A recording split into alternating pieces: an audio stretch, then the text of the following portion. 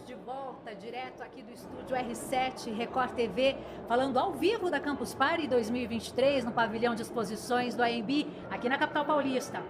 Nosso bate-papo agora é com o Ricardo Capra, ele que é pesquisador de cultura analítica. Muito obrigada pela tua presença, Ricardo. É um prazer, muito obrigado pelo convite. Que legal, instalado dentro de uma Campus Party. Muito legal, né? E quem divide comigo essa missão de condução da conversa é o Paulo Schiavon, ele que é presidente do Comitê de Retail Media do IAB Brasil. Muito obrigada, Paulo. Eu que agradeço o convite, é um prazer estar aqui com vocês. Prazer estar aqui com vocês dois. Bom, Ricardo, eu gostaria de começar perguntando o seguinte: você que pesquisa aí o impacto dos dados, tanto na sociedade como nos negócios, defende uma sociedade mais analítica, né? Como seria essa sociedade? Vamos imaginar que todos nós tivéssemos acesso a dados. Que nós armazenássemos nossos próprios dados nos nossos próprios smartphones. E que isso fizesse que esse potencial da gente armazenar nossos próprios dados nos permite também analisar os nossos próprios dados. Isso não é mais uma imaginação. Quanto do nosso complemento de conhecimento do nosso cérebro está no nosso smartphone? Quantos números de telefones vocês lembram dos smartphones de vocês que carregam telefone de pessoas conhecidas? A gente transferiu parte do nosso armazenamento do cérebro para uma máquina. Essa máquina está armazenando um monte de dados estruturados e hoje a gente tem a possibilidade de cruzar esses dados. Imagina que a gente pode fazer isso sobre a frequência cardíaca do meu relógio, que está a cada 14 segundos coletando informação da minha frequência cardíaca e mandando para um servidor. A democracia analítica significa que a gente tem instrumentos, dados e conhecimento para fazer essa análise.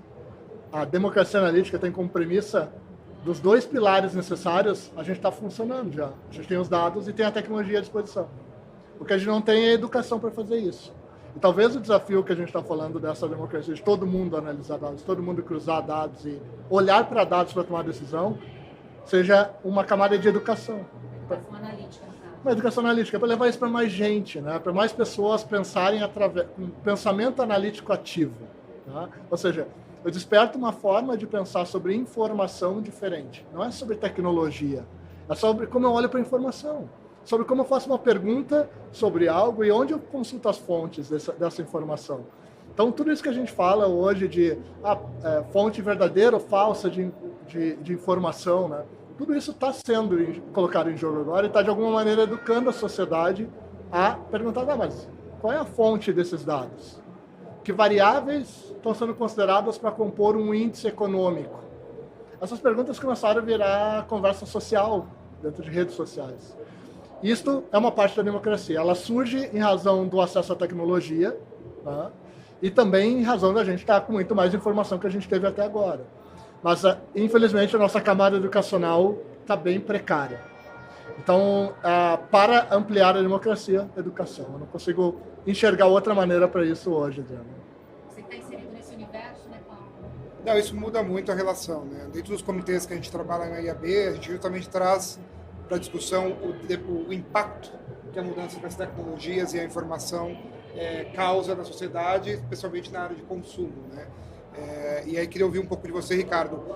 Como que você enxerga, ou quanto tempo você acha que a sociedade, né, olhando para o momento histórico que a gente está vivendo, onde a quantidade de dados é exponencial, né? Então a gente começa a viver com as nossas informações e passa a ter muito mais elementos para trocar, discutir, para trocar com outros setores, tanto sociais, seja minha família, meu grupo de amigos, quanto também dentro do meu trabalho e quanto também da maneira como eu consumo, né? Você entende que essa democratização, ela, num primeiro momento, traz mais benefícios ou mais ameaças, vamos assim dizer, para as pessoas? Porque a gente também vive um momento onde toda a questão de segurança da informação está no centro do debate, né? Quanto tempo você acha, ou quais são os passos que você entende que a sociedade vai passar para a gente conseguir, de alguma maneira, endereçar esses desafios e gerar um momento de maior, talvez um momento mais positivo para tudo isso, né?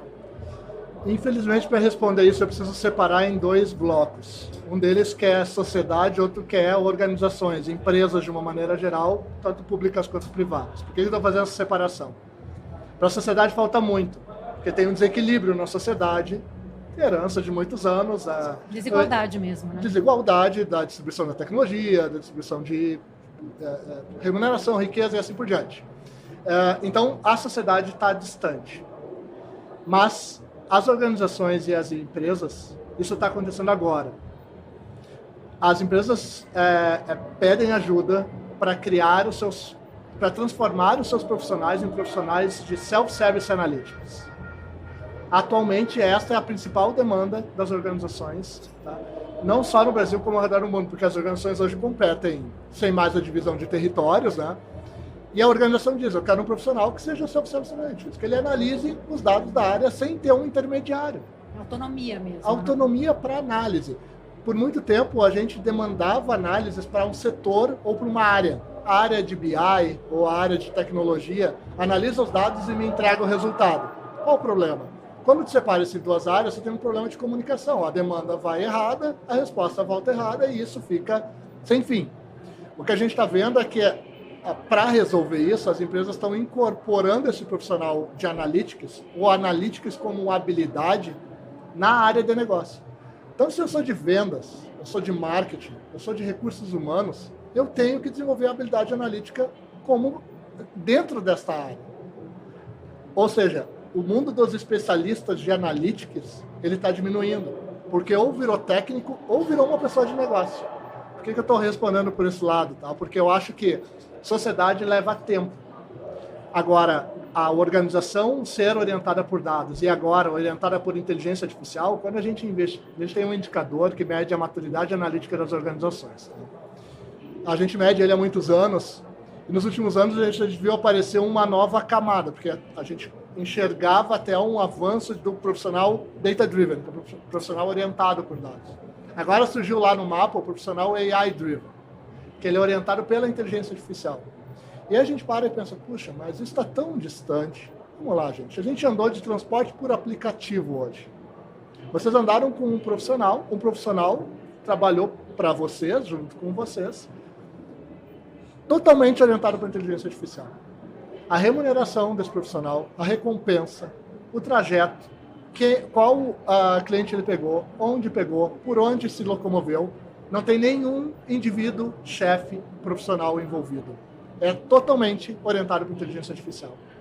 Isso está acontecendo no nosso transporte individual, está acontecendo na entrega das nossas comidas, das nossas encomendas, já está instalado na sociedade, ou seja, o ambiente de negócio ele já é analítico.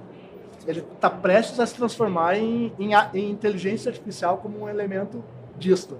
Mas na sociedade ainda está distante, infelizmente, né, Paulo? Porque eu acho que é isso, a disparidade, o acesso distinto, mas aí até queria fazer uma ressalva importante sobre o momento, onde a gente está na campus aqui, né? Porque é um espaço para aproximar as comunidades da tecnologia. Mas eu acho que mais do que só da tecnologia é de lidar com informação. E eu acho que esse tem sido uma mudança nos mecanismos, nos eventos de tecnologia, nas questões de tecnologia, que estão levando a informação como algo maior do que propriamente a tecnologia, o que faz muito sentido, né? E essa cultura analítica, ela é um diferencial competitivo dentro das organizações? Sim. Existem diversos estudos e pesquisas que provam que as companhias que são mais analíticas, elas têm uma melhor performance e, além de ter melhor performance, têm maior capacidade de medir a performance, porque, obviamente, olhar para dados, indicadores, métricas, te faz observar os teus movimentos. Então, sim, tá? Mas a cultura analítica, ela é lenta. Então, ela demora para acontecer porque ela depende de um processo educacional. Vou usar aquela palavra de novo, mas porque dentro do processo da cultura, talvez o mais difícil seja as pessoas entenderem uma mudança. E, nesse sentido, é muito dura o recado de que a nova geração que está vindo já está vindo com isso no DNA, já é analítica, já é tecnológica, e está concorrendo com os profissionais atuais que estão tentando desenvolver essa habilidade. Mas aí eu queria trazer uma visão sobre talvez dois paradigmas que eu particularmente enxergo, que também a gente tem nas discussões dos comitês, né, sobre a inteligência artificial. Tem o paradigma positivo que eu enxergo, que é a aceleração da produtividade, né? a partir do momento que você tem dados e, por consequência, inteligência artificial, você consegue ter uma produtividade muito superior para o trabalho, para o processo produtivo, para o processo comercial, para todas as dimensões do negócio. Mas eu acho que existe um risco de você, em algum momento, assumir que essa inteligência artificial é superior ou mais capaz ou a única verdade, que eu acho que é o maior risco, na hora de tomar decisões, desprezando aspectos mais humanizados do processo de tomar decisão, o que faz com que tanto a oferta quanto o consumo acabe se tornando uma coisa muito engessada ou muito excessivamente padronizada, o que cria outros problemas de criatividade, de próprio aprendizado, porque quando tudo vem pronto para você, o processo de exploração das pessoas em geral acaba sendo menor, né? Porque ela não tem que se dedicar tanto, ou ela não tem tanto que aprender para fazer as coisas, está tudo muito disponível, né? Então, eu queria ouvir um pouco de você, como você enxerga esse paradigma, porque tem um lado absolutamente positivo, mas eu acho que se a gente não educar as pessoas para entender que a inteligência artificial não é a única verdade, a gente também cria um outro problema, né? A inteligência artificial como um copiloto do humano, do piloto principal, que é o ser humano, ela é muito eficiente, como tu comentou, né? Ninguém de nós vai viver sem um copiloto. Todos nós vamos ter um copiloto, assim como a gente tem o complemento do armazenamento de conhecimento, a gente vai ter um copiloto que a gente vai ensinar especificamente. Nós vamos ser treinadores de máquinas. Assim como a gente fala com nossos assistentes virtuais em casa para acender luzes, apagar luzes, tocar músicas, escolher playlist, esse copiloto a gente vai desenvolver os nossos próprios copilotos. Por que eu estou indo para esse lado para te responder? Eu acredito que é uma fase de transição. O dilema do que é positivo e o que é negativo, a sociedade vai manter para sempre, obviamente. Agora, como cada um vai treinar a sua própria máquina, as premissas estabelecidas ali vão ser do indivíduo. A gente está num momento de transição onde a gente está usando máquinas treinadas por poucos, porque o acesso ao treinamento da máquina não necessariamente foi distribuído. É natural, e o próprio interesse de companhias como o OpenAI, entre outras, é que eles vão fornecer o sistema e não o conhecimento. Então eles vão te entregar uma maquininha, uma engenharia, que na verdade processa o teu conhecimento. Então ela vai ser o copiloto. Por que eu estou indo para esse lado? Tá? Porque eu acho que o transitório disso é que a gente está muito preocupado em discutir a lei, em discutir o movimento da inteligência, porque ela é realmente impactante, porque a gente não está percebendo que ela é individualizada. E as pessoas que não aprenderem a individualizar o seu próprio copiloto vão ser reféns de máquinas. Agora, na discussão da sociedade, isso tem que permanecer ativo. Eu não estou diminuindo a importância disso, não. Pelo contrário, é uma discussão que precisa manter ativa, mas ela não vai ser respondida na lei, ela vai ser respondida na educação. Você sempre acaba voltando para a questão da educação, né? Eu não estou querendo forçar, mas é porque ela é o alicerce. É fundamental. É fundamental. Agora, quando a gente fala de dados, uma preocupação que é muito grande, muito discutida e que é um campo ainda meio nebuloso, principalmente para quem não é na área, é a questão da proteção dos dados. Eu gostaria de saber a sua opinião sobre a nossa Lei Geral de Proteção de Dados, se você acha que está adequada, se você acha que de fato protege, ou tem alguns pontos que, na sua visão, deveriam ser melhorados. A gente recebe muito essa pergunta dos clientes, tá? E a gente já descobriu que é um mecanismo em mudança, né? Em adaptação. É muito recente. Então, tudo que a gente ouve falar sobre a LGPD é muito no campo da especulação. Efetivamente, no Brasil, a gente tem uma empresa punida, né? Então, fora isso, é especulação e, não, tá, mas a lei diz tal coisa, sim, mas ela não foi aplicada ainda. A regra é muito novo. Dito isso, eu acho que de novo, pegando o que o Paulo comentou, discutir o assunto e a sociedade debater isso é um acesso, é um tipo de democracia necessário. Tá? Agora, sobre estabelecer as regras, é muito cedo. A gente vai precisar conviver com essas máquinas, com esses dados, entender o que significa um vazamento de informação, compreender o efeito daquilo no dia a dia, o roubo da senha. Tem tanta coisa no meio disso que a gente precisa vivenciar do que se ficar no campo da teoria, da lei, a gente não vai avançar. Geralmente a lei ela vem para sustentar uma regra que a sociedade já está rodando. Né? Então, os aplicativos de transporte, né? A lei vem depois tentando, não, peraí, vamos tentar organizar o funcionamento disso.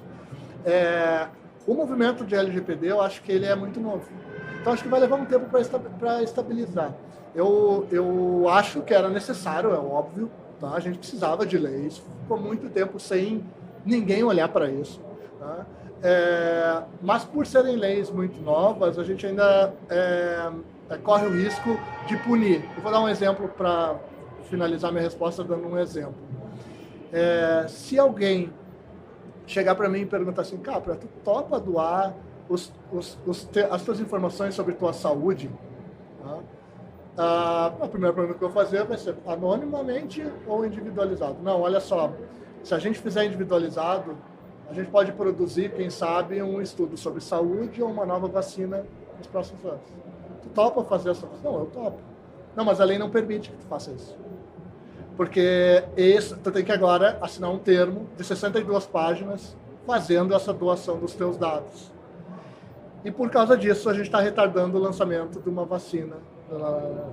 Estou criando uma hipótese aqui para dizer o seguinte, a lei não prevê um uso benéfico de um dado que talvez tenha salvado muitas vidas no desenvolvimento de uma vacina em tempo recorde.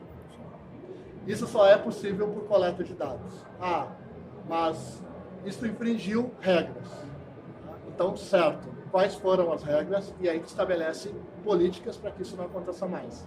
Mas o indivíduo, a sociedade precisa ser questionada, porque talvez eu queira ser um doador universal de dados.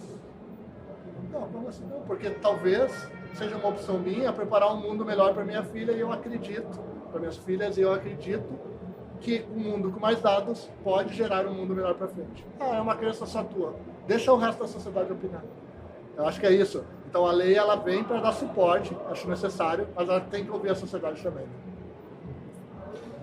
E aí nessa linha que você comentou, Ricardo, acho que a gente tem 3 atores dentro desse processo, né? Que é a sociedade civil, né? O governo do ponto de vista legislativo, e a gente tem o mundo empresarial, né, buscando criar soluções e monetizar esse processo para o mundo capitalista que a gente conhece sobreviver. Qual você acha que é o papel fundamental desses 3 atores? Porque eu acho que eles têm papéis diferentes. Né? Eu represento, obviamente, muito o mundo empresarial, que tem, que obviamente tem consciência do seu aspecto social, mas também tem a pressão de sobrevivência. Né? Que quando você falou, se eu não tenho acesso ao insumo fundamental que eu preciso da sociedade para continuar avançando com o meu negócio, porque eu tenho uma legislação ultrapassada, ou obsoleta, ou limitada, ou eu não tenho a sociedade civil preparada para participar dessa discussão, eu também fico limitado nesse contexto. Qual que você acha que é o papel fundamental desses 3 atores no processo de democratização dos dados? Eu vou te responder de uma maneira um pouquinho diferente, não fugindo da tua pergunta, mas porque eu acredito que tem uma coisa nesse tripé que tu comentou que ele não foi percebido ainda. Quando a gente passou a falar sobre relações internacionais, países, leis, regras, funcionamento da sociedade, conversas entre organizações, há muitos anos atrás, a gente estabeleceu um agente para ser o responsável por esses diálogos. É o diplomata. Ele é o que faz esses diálogos, ele é o responsável por fazer, através da diplomacia, esse diálogo entre esses 3 agentes acontecer no âmbito internacional, nesse meu exemplo. E por isso que a gente deveria estar pensando na diplomacia dos dados. Como esses 3 agentes trocam entre eles dados, o que a gente precisava é de pessoas com uma determinada característica, formação, talvez, que façam com que esse diálogo de interesse entre a circulação e da democracia dos dados aconteça de uma forma mais saudável, com uma regulação global, como acontece com a diplomacia, para que as leis tenham parâmetros semelhantes, né? Para que as conversas sejam mediadas, que é um problema de Estado, empresa e sociedade conversar, que precisa de uma mediação. Tá? Então, essa diplomacia, esse diplomata dos dados, esse papel, ele precisa existir. Quem vai assumir ele vai ser o governo que vai estabelecer isso, vai ser as organizações que vão estabelecer agentes para fazer esse diálogo, não sei. Tá? Mas o que é o DPO lá da LGPD, não sei quem vai ser este responsável. Tá? Mas a gente precisa desse agente para fazer o tripé funcionando, porque hoje está desequilibrado. A sociedade está muito atrasada, o governo acaba entrando depois no movimento e, claro, que as empresas estão acelerando a adoção dessas tecnologias e uso de dados. Ninguém vai alcançar elas na velocidade. Então, não precisa estabelecer políticas para isso, para políticas de diplomacia.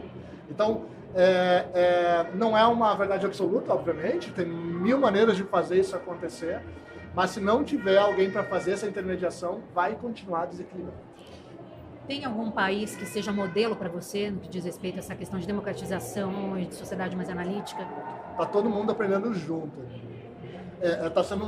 Todo mundo está sendo impactado na mesma velocidade. Tá? A Europa estabeleceu leis antes com relação ao LGPD, com relação à premissa de inteligência artificial, né? E eu acho que isso deu para eles mais capacidade de diálogo. Mas não significa que eles têm mais regras estabelecidas. Por outro lado, tu vai encontrar países com características muito mais rígidas, né? Então, tu pegar uma China, uma Coreia, que eles têm regras muito mais específicas para lidar com esses dados, mas, obviamente, não tem o outro lado, que é a participação da sociedade. Então, eu acho que não tem nenhuma regra, ninguém que seja modelo ainda. E isso dá uma oportunidade para o Brasil. Porque eu acho que a gente ocupar um espaço de modelo de diálogo entre organização, sociedade, né, e empresa, ele está em aberto, porque não está sendo bem feito em nenhuma parte do mundo. Existem exemplos, existem cidades, experimentos, né, mas ainda é muito restrito. Né, então acho que o que a gente está vendo ainda é muito novo e é assustador, na verdade. Ricardo, nosso tempo está se esgotando, infelizmente, mas eu quero saber se o Paulo tem mais alguma questão para fazer, alguma pergunta para direcionar. Acho que a última pergunta que eu faria é para a gente refletir um pouco. O Brasil é um país continental, né, de dimensões continentais, com características étnicas e comportamentais muito diferentes quando a gente fala de região para região. Você acha que a gente consegue criar uma identidade, uma diplomacia única mesmo com essa diversidade também? A Estônia é mais fácil da Estônia, né? Porque é um país digital, né? Pequeno, com uma característica cultural muito similar entre todos eles. Então, sim, é muito mais difícil fazer no Brasil. Não acredito que a gente vai resolver os silos de informação num curto espaço de tempo, porque historicamente, informação, econômicos e tudo mais. Porque historicamente a gente foi constituído dessa maneira, os estados foram constituídos dessa maneira. Estou indo para esse lado da resposta para te dizer o seguinte: eu acho que a camada de democracia ou de discussão social que está acontecendo no Brasil, ela está mais avançada que em outros lugares. Falta educação sobre o tema. Se a gente acertar a velocidade da distribuição da educação, a gente consegue criar uma coisa que não está rodando em outros lugares, mesmo com uma disparidade comportamental dos estados. Então, eu acho que se a gente conseguir quebrar alguns silos da educação, a gente resolve esse outro lado junto. Pode ser um sonho mais do que uma realidade, mas sim, tá? Eu acho que se a gente libertar essa porque a gente tem o acesso à informação, a gente tem o acesso à tecnologia, com restrições, religiões e tudo mais, mas talvez o que a gente está precisando é só fazer encontrar maneiras de destravar o que a gente tem disponível sobre conhecimento da área. Porque talvez isso seja o insumo que está faltando para a sociedade manter esse debate de uma forma mais informada, que hoje é onde está falhando, né? Ela está muito desbalanceada a conversa e aí, claro, acabar também os resultados sendo desbalanceados. E você acredita que isso vai acontecer? Eu acredito que vai acontecer. Não vai ser rápido. Uma mudança cultural leva muitos anos e mudar um país leva muito tempo. Uma sociedade leva muito tempo. Então, talvez a gente esteja falando de décadas.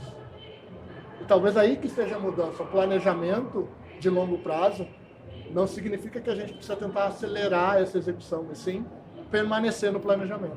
O Silvio Meira, estudioso, fala muito sobre isso, da estratégia. A gente só precisa de tempo, uma estratégia firme, baseada em informação, tecnologia e de tempo. Agora, quando houver uma aceleração, ela vai privilegiar. Porque talvez ela seja uma aceleração baseada em economia, e ela vai privilegiar empresas. Ou o governo, para captar mais impostos. Só estou dando 2 exemplos, porque essas acelerações elas têm objetivos. E aí tu criou um viés. O ideal, por isso, é um caminho de distribuição. Então, eu acredito que vai acontecer. Eu sou um otimista com relação a isso. E já vi a vida de muita gente ser transformada aqui dentro da campus por ser um otimista, porque eu acho que muita gente que está aqui está mudando suas carreiras e suas vidas porque estão acreditando nesse negócio. Então, acho que precisa ser otimista, né?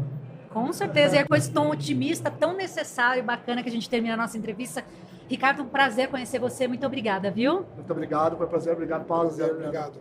Paulo, muito obrigado por estar aqui comigo, dividir comigo essa missão. Privilégio, muito obrigado. Você que acompanhou a gente, muito obrigada pela sua companhia. Fique de olho que daqui a pouquinho a gente volta com mais entrevista direto aqui da Campus Party 2023 no pavilhão de exposições do AMB. Aqui no estúdio, R7 Record TV. A gente se vê. Obrigada.